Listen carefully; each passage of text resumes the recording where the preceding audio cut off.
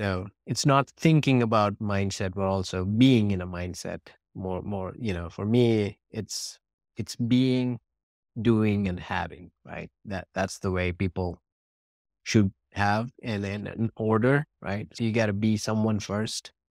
And all men, I think Eckhart Tolle mentioned this, that all manifestations, books and series and everything boils down to one thing. If you believe that a certain thing has already happened over and over again, that's when it happens, right? And so that, to me, that the being part is super important. Welcome to the Wild West Real Estate Podcast. And now, here's your host, Mark Hinteman.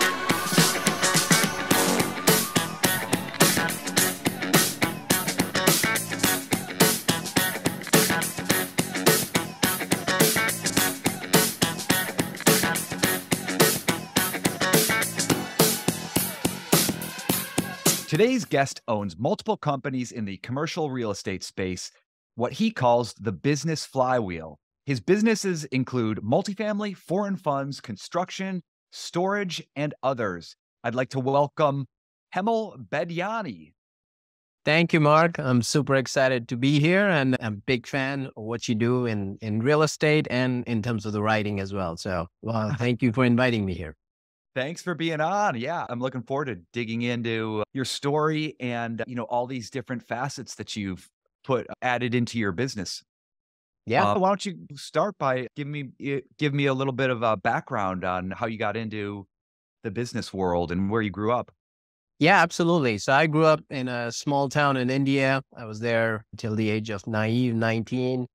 Decided one buddy of mine wanted to move to the US. He moved here and knew people in Charlotte. So I had one person I knew in Charlotte, and that's how I ended up at the University of North Carolina.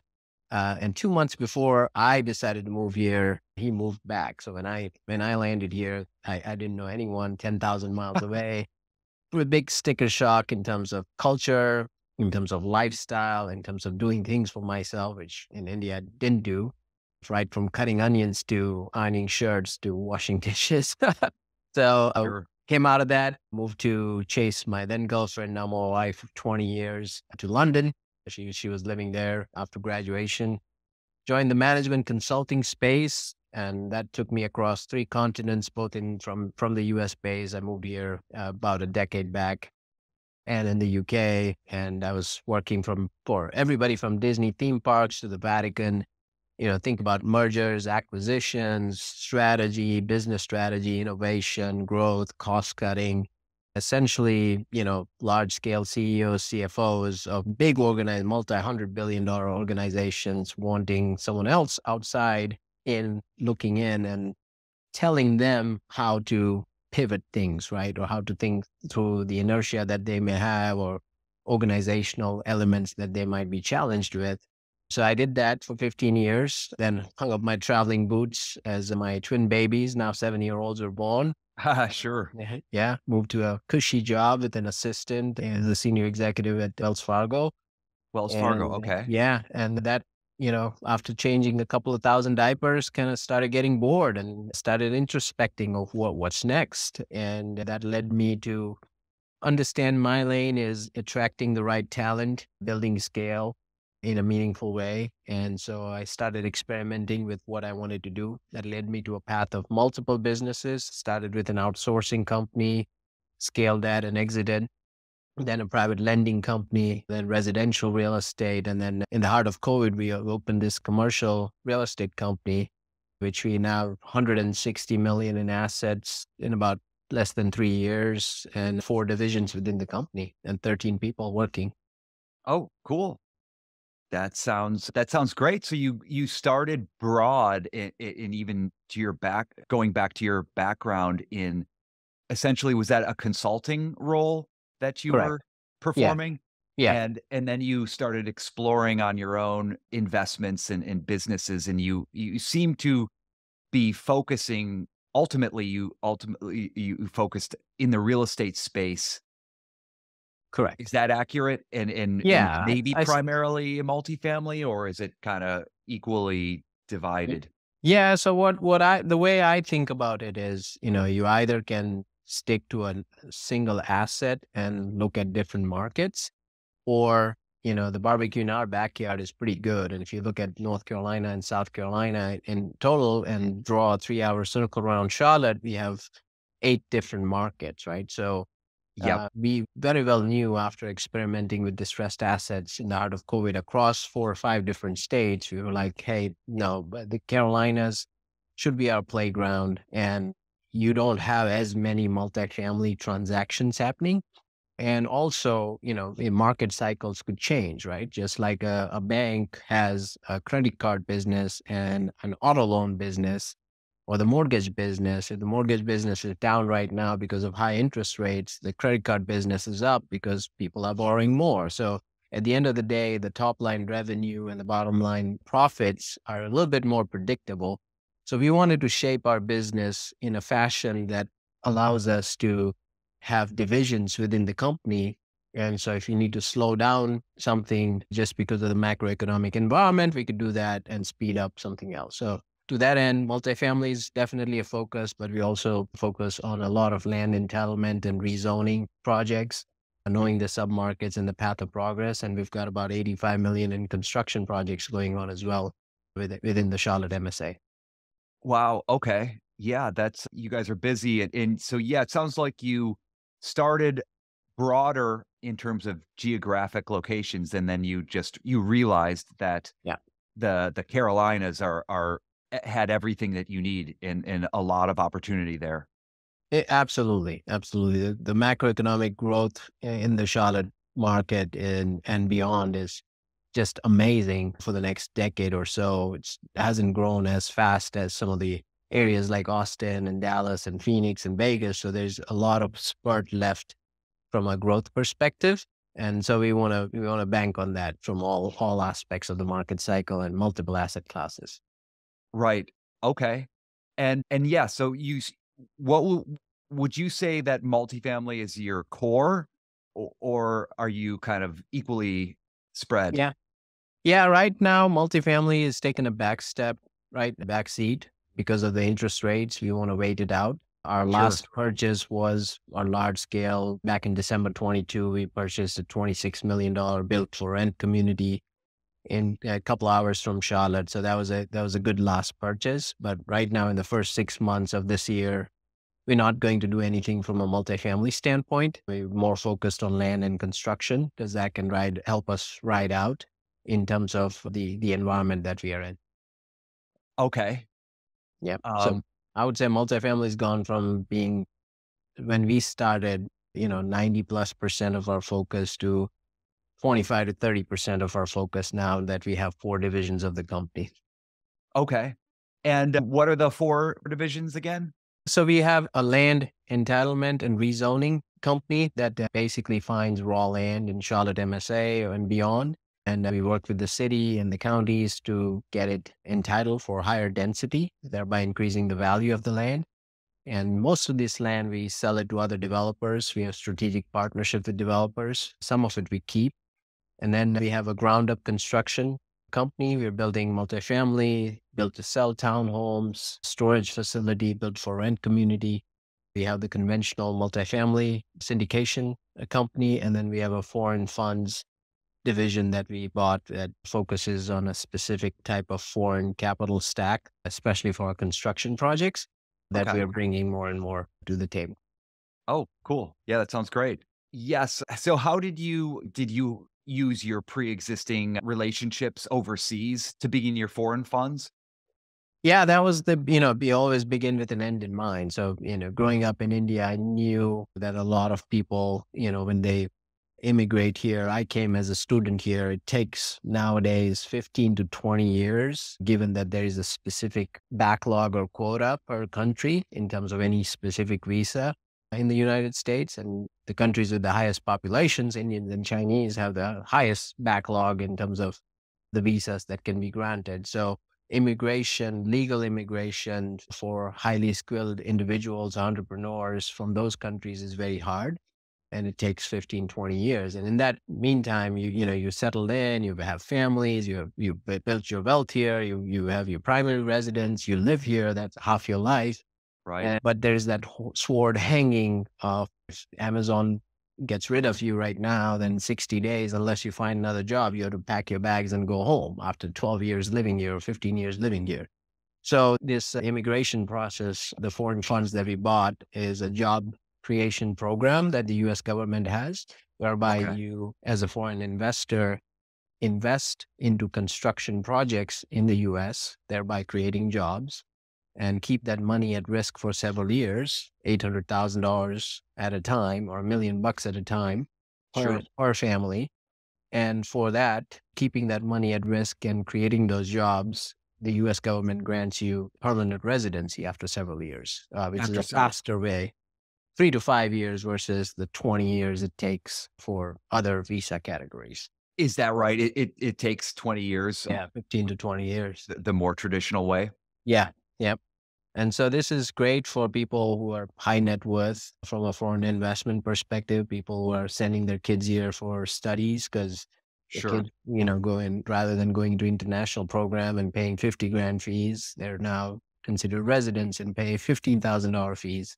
So there's a lot of benefits to this and predictability. And the beauty of it from a development standpoint is it's the cheapest capital stack out there. Most people, get 2 to 4% return, sometimes less than that, because they're investing not for actual returns and IRR, they're investing for permanent residency. So we own the foreign funds company and we are the developers as well. So we're vertically integrated from that standpoint and allows us to optimize our capital stack, earn more money for our common equity investors into some of these qualified projects. And it's an exciting new venture for us. That sounds great. Yeah, it's a smart move, it seems like, especially in today's, you know, Yeah. i- interest rate environment. Yeah, exactly. And if you try and beat the cost of construction or anything of that sort, that's a losing battle right now. If you try to beat on interest rates, that's a losing battle right now. So the only way Right. to optimize is to optimize your capital stack and have this stack of equity that's essentially at a very low return. And that's the way you can generate more profits from every project that you do. So, Yeah, absolutely. Yeah, that sounds great. Otherwise, you're just hoping, nobody wants to pay the interest rates that we are facing today. But yeah, like if you can find a seller financing or, yeah, inherit, assume a loan, yes. that's the other potential options. But you've got a great one. It seems like it's a consistent pipeline available to you. Yeah, I mean, it has its own procedural complexity, and you're dealing with the U.S. government, so there's a lot of constraints and things and that you have to maneuver. But at the end of the day, it's worth it because of the fact that you get a long-term capital stack stream created for at least some of your construction projects that are qualified. Yeah, that's amazing. And like I mentioned, yeah, we did that for a while because we had one partner who was overseas and he Yeah, had an investor base over there. that's Um, awesome. but It's awesome. Yeah, that's a, most of the world now finds U.S. Pockets like the United States as a safer heaven, right? So, a lot of macroeconomic turmoil in South America and other places. A lot of money is being migrated here in some fashion, and one needs to capitalize on that. it seems like it. And I've heard at least somebody say in the past that Asia invests Asia invests in the West Coast, like markets like San Francisco and Yep. LA. South America invests in Florida, Yes. and Europe invests in New York. Yes. Is Yeah. that accurate? That's very accurate. Those are the big cities that everyone knows globally, Yep. and there is a perception that US assets are safe and safe investments. So Yep. it seems like Yep. that's how it gets distributed. Yeah. My job is to change that and add North Carolina and South Carolina to the mix. Right. Yeah. They'd be smart. I mean, those Yeah. are the cities that I named are just giant cities. It doesn't mean they're growing at the rate that the Carolinas are. Yeah. Yeah. Absolutely. And it sounds like you have, done an exceptional job of scaling. And can you talk a little bit about, how you stepped through your business building from when you just started to how you Yeah. got to where you are today? Yeah. This is before, reading books like Who Not How and things. There was a certain level of intuition, leadership skill that evolved during my consulting days, right? So when you're a consultant, every new project is at a different country, potentially different client, different team, even your own team, a different level of client members that you have to lead through. Some of them like you, some of them think consultants are there like office space and they're to ruin their day, right? So you have to maneuver, you have to read people right, you have to be able to lead a whole host of variety of personalities, have to be very diplomatic in your communication style, but still authentic. So there were certain abilities like that that just got evolved from a leadership perspective. As Sure. I was honing in, what could leadership look like for me? What kind of people I want to attract? That's where I was like, I don't want to build businesses first and then have people that I'm hiring to LinkedIn or Indeed or anything of that sort. I'm going to evolve organically by finding the people that I want to work with long term, that I can invite to my home, to my kids and wife, and as families, and we can be in relationships over a long period of time beyond just transactional business, and then build a business division around that. So, when we found Casey, who was our director of acquisitions, he moved cities from Raleigh to Charlotte, his whole family, and we didn't pay him for the first 6 months because he was, on the sales side, and he was fine with that. I met my head of new development, Brandon, in a similar fashion over drinks, and we got talking. And he owned a small residential development company. And one evening while we were chatting, he was like, "Hey, I'm going to sell my company and join you guys." And I'm like, "Welcome aboard," right? So that's stuff that's loyalty that you can't buy. That's loyalty that you don't have to incentivize in a conventional sense. And that to me is a longer term alignment of interest. And that could evolve, right? 5 years from now, we might see different things. But that's how I've kind of built typically my teams, people who have followed me from project to project and say, "Hemal, I don't care which role you give me, but I want to work with you." So that was some validation from my consulting days, and I've used that style to employ and partner up with folks. That's great. So it sounds like you prioritized relationships and grooming and developing some of your talent Yeah. in-house. Yes, absolutely. I think the biggest compliment I get is you see in me the potential that I don't see in myself. And so, that to me is the biggest value I can bring to someone and say, "Hey, you're playing small, buddy. You need to, how about we take this bigger?" And I'm not greedy. You do what you need to do. I'll stay in my lane, help structure things around you. And, you are off to the races. And that's been amazing for us. Oh, that sounds great. And you're letting them be entrepreneurs on their own within your Correct. company. Correct. And it's helping them and it's helping you. Yeah, absolutely. That sounds good. So you said you do, in addition to multifamily, you do land entitlement Yep. and some ground up, Yeah. and then the foreign funds. Okay. Yeah. Yeah. Okay. Land has been our most profitable division of the business. And you would be amazed, like 10 multifamily transactions versus one land transaction. I would choose a land transaction. It's how profitable these transactions can be. Do you think that's a function of where you're living? Like, in the Carolinas, you probably have, land, undeveloped land as the population is growing and the demand is growing? It's both a function of where we are living, the growth that is being supported here, but also skill set, right? And experience. So I have two guys between them within my company that bring about 60, 65 years of land entitlement experience. So they were utility director and planning director of the counties here. So they help us navigate the bureaucracy and conversations with the city, understand the local small level politics on which areas are no go now. There are NIMBYs not in my backyard, Right. not supporting the growth anymore, which areas we should target. So It's a lot of sub-market knowledge and experience with that, having the right people in place that allow us to have a 100% track record from that perspective. Great. And would you say that is land entitlement, has that helped you've had a rapid growth curve, Yeah. and would you attribute a large part of that to land entitlement, or do you think it's spread evenly?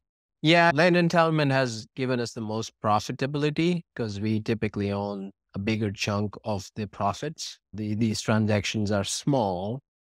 So, typical land for us to buy is about 300,000 as all in. But after entitlement, we can sell it for 2 million bucks. And so the spread there is pretty high. So that allows us to do more of our passive investments and wealth creation, etc. The construction arm has been the biggest in terms of making a scale along with multifamily, I would say equal. When we started buying distressed assets and then refinancing some of them, that has led to the scale in terms of what we wanted to do within the Carolinas. Okay. Yeah, that sounds great. Sounds very smart. And do you finance some of these projects like the entitlement with foreign investors that you had described previously? No, that's been No. the land entitlements, just single check, friends and family. Somebody would write a $300,000 check and we give them a slice of the profits or floor, almost like a debt instrument type of deal. And that's been very successful for us. We're exploring a land fund as we have more in the pipeline because we're looking at putting 2 to 5,000 lots every year in the pipeline. And so far we have about 1,200 lots in the pipeline. So that division is pretty full in terms of what we're trying to do there. Yeah, but we'll see who else we can work with to scale there. Okay. What have some of the challenges been that you found that you had to overcome? Yeah, in the multifamily space, it's a lack of knowledge of submarket, right? We had a deal in Houston as an example. It was just a submarket we didn't know. Their zoning laws are super weird in terms of you can build a hotel next to a single family home to do anything. Okay, And sure, we I've had heard of that. we had a distressed asset that we found a post due diligence. There were some fraudulent transactions happening. And, we were at the bottom of the barrel. That deal had been shopped around with the big guys beforehand. And, we were trying to buy it. And so we fortunately backed out of the asset. But things like that, not knowing the submarket has been our biggest complication. Once we know the area we are in and the path of progress, we typically are in the best of the best in terms of broker relationships, strategic partnerships with lending companies, all of that. And that just builds on the city officials, the politicians, all of that now builds on as we increase our credibility in the market and do more to give back to the community, et cetera, as well. Great. Yeah, that just highlights the virtue of staying focused in one market and really going deep in Yeah. that Yeah. market with your relationships. Yeah, and only way you can do that unless you're in the big Texas markets is to have focus on multiple asset classes or multiple asset life cycles like land and construction, et cetera, because you won't see as many multifamily transactions in the Carolinas, compared to the Texas or Phoenix or anything of that sort. So you won't be able to buy 10 deals, 10 deals a year or 20 deals a year here if you're just focused on multifamily. I see. Okay. Yeah, what if that's a limitation, what are some other what are the challenges you find that are, you know, that you're struggling with or have struggled with and gotten past? Yeah, I mean, as it part of the growing pain when you grow from 0 to 160 million in 3 years, you have growing pains in terms of systems and processes. You have growing pains on what the challenge that we have is what to outsource versus what to take in house, right? And as you scale, you have to make decisions on that, whether property management comes in house or not. That's a big, big burden. If you want to build 5,000 units, maybe that's the case. But if you are focused on multiple asset classes, can we do that? Construction management definitely is something we're considering to have in-house so we can provide a service and, build roads and bridges and schools and things like that, and even give back more from a Carolina standpoint. legal, financial, marketing, all of these things, evaluating what do you want to do on a per contract basis versus what's really strategic for your growth and should be better managed and with better quality and better investment in house. That's been the biggest challenge for us. Okay. Sure. And do you manage your own properties? Some of them we do. Yeah. You do. So you do have a version of a property Version management of arm? self-management. Yep. Yep. Okay. And so we'll see whether we scale that or not. We haven't decided that yet. I haven't found the CEO who I can build the division for property management company around yet. So the answer right now is no. It's no, okay. Yeah. And obviously, asset management and property management is such a critical role Yep. on these investments. It makes or breaks your returns. Absolutely. So you gotta find the Absolutely. right team because Yeah.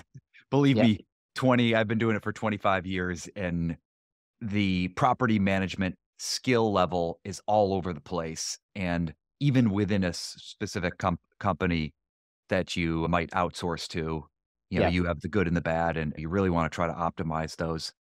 Yeah. I agree. I agree. This is great, this is fascinating. I'm gonna shift a little bit to a little more general questions, Sure. but what's the trait that has served you best both in real estate and in life? I think being clear of who I am and knowing my lane, what I'm good at, and not trying to do things that I'm not good at just because I need control. I gave that up pretty quickly from early years as well. So that's been my success is attributed to my lack of control on many things in my life. I love that. Yes, I agree. Being more of a servant leader, you Yeah. don't always have to. The more you let go as a leader, I think the more you benefit Yeah. Growth instead is of the inversion of control is my favorite saying. say that again? Growth is Growth is the inversion of control. I love Yeah. that. Yeah. What's a habit that brings you the most benefit?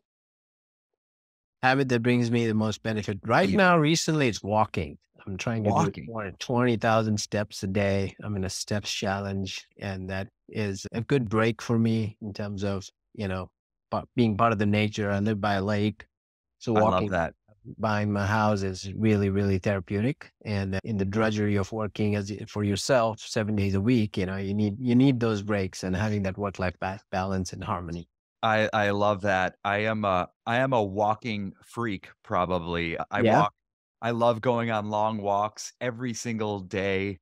Yeah. I'll run in the morning and then just when the sun is setting and I Beautiful. just get out the door and just start walking, and I'll walk for 40 minutes, Yeah. an hour, and I'm in a city, but I could walk forever. It's how I decompress. I love it. Yeah. Exactly.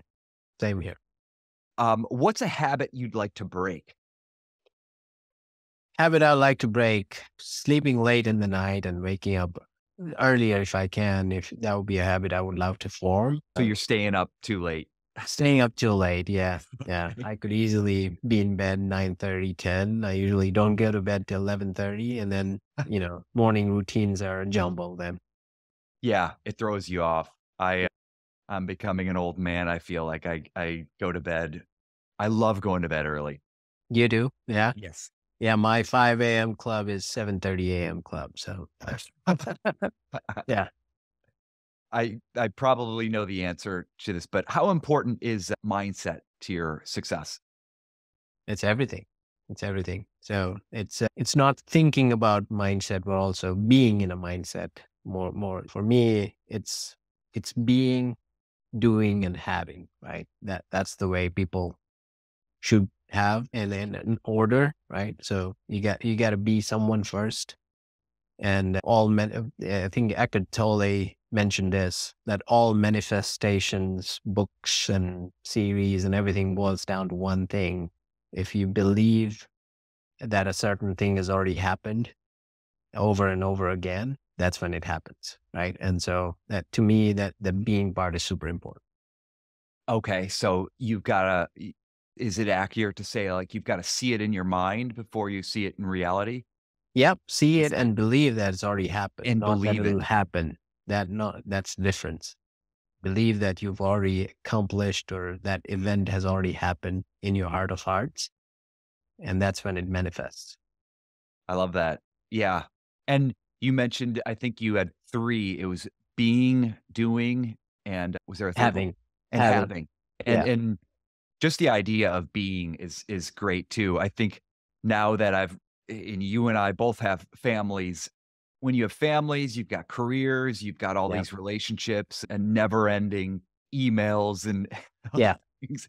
yeah, I I mean, that's what the walks are for, but even in my house, I'll just, like, go into, like, a quiet room with the lights off and just be, yeah, Like, yeah. stop your brain for a bit, and it's really therapeutic. Yes. So hard sometimes too. So hard, right. Yeah, Stop that racing mind. yeah, yeah. That's this is great. I'm trying to think if there's anything else, but if not, we could jump into the question round, and it's got a All little right. bit of randomness to it, so we'll Awesome. see if you're game for it. Let's Uh, do it. let's do it. The book you've recommended most over the past year? Atomic Habits. Atomic Habits, that's a great Yeah, one. yeah. Do you have a favorite quote? Yeah, on my desktop, I think it's Alexander Graham Bell. It's what this power is, I cannot say, but it's only available to a man or woman when he basically there's no plan B, when he or she really thinks and believes that it is there. And that's the quote I read when I open my laptop. Amazing. Yeah, it's good to have some quotes when you open your laptop. I have those in my morning when I open Yeah. first thing in the morning, just remind yourself of them. Is there an online tool or app that brings you the most value? No, I'm not online too much. I try to shy away from social media and all those things unless I need to. Sure. Okay. What was your favorite movie when you were 15? Huh. It's tongue in cheek, but I think Terminator 2. I think I watched that movie 35 times. I was like, I need to be, that is so cool technology to be able to melt Oh, yourself in the floor and, fight of the machines and Judgment Day and, right. time travel and all that. So I was a And science just geek. Arnold Schwarzenegger There was you go. never better than in Yeah. that movie. Just That, him walking down that hall with that yeah. gun, that sawed-off shotgun. Yeah. And I Basically, always that was the Spanish I learned in India. Hasta la vista, baby. right. And sometimes when I have watched that, I still remember just the sound of the gunfire, like, when Yeah. he's just like this menacing machine that is Yeah, he's loading his shotgun with unstoppable. one hand and all that. Right. Yeah, it was Flipping it. Yeah, yeah, just, racking the gun with one hand is amazing. yeah, yeah. That's great. I've never met him. No, He'd be a you cool guy to meet yeah, I think so. in this town. He was one with a very strong mindset. I think he still is. Yeah, he was a real estate investor. He Yeah, started by investing in real estate way back in the early '70s. yeah. Here's a question. What decade created the greatest music? Ooh, I would say 80s. 80s would be 80s? the one. Yeah. Mark, And Dire re Straits and that's where I grew up, like kind of listening to that. I've seen Mark Knopfler live, still the best concert I've been to. Oh, really? My life. Okay. Yeah, yeah. Oh, amazing. Yeah, yeah. Amazing. What was your most awkward year? Oh, I don't know. Yeah, I think maybe 2001 would be the one where I came here and, I was this naive, self-centered 19-year-old from an upper middle class family in India that, magically dry cleaned clothes would appear in his closet. And now I'm here, no money. My first job was in Chick-fil-A and, crying my eyes out, trying to fillet frozen chicken for several hours and didn't know how to cook. And, I had to clean utensils and, work at Burger King, Pizza Hut, gas station, all kinds of stuff. So my ego substantially was hit, and it was a really awkward position culturally. Didn't know anyone, had to make new friends, had to succeed in the college life, and also earn some money in jobs that I didn't see as deserving of my hard work at that stage. So, Yeah, that's interesting. We have something in common. My first job was Chick-fil-A.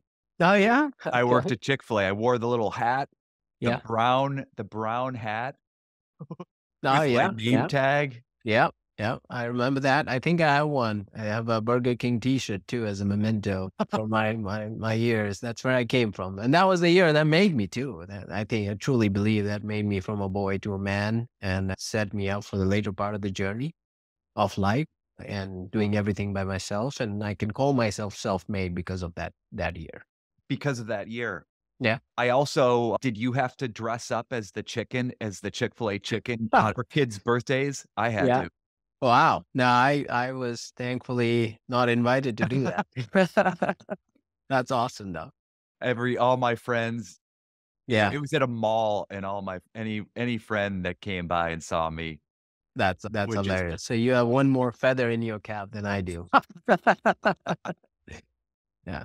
that's Awesome. great. Well, this has been great. Last question is, how can listeners reach out to you? Yeah. Our company name is Sage Equity. So SAGE equity.com, and Hemel, HEML at sageequity.com is my email address. And I'd love to talk about all things real estate, life, philosophy. I love to chat. So please reach out if you want to. Awesome. Awesome. Yeah, this has been so great, and some, some facets of real estate that I haven't discussed on this show. So this has been amazing. Thank you Awesome. for joining us, Hemel. Thank you, Mark, for inviting me. Pleasure to be here, and have a wonderful rest of the week. Thank you for joining us for the Wild West Real Estate Show. If you like what we're attempting to do here, please subscribe so we can continue sharing these with you.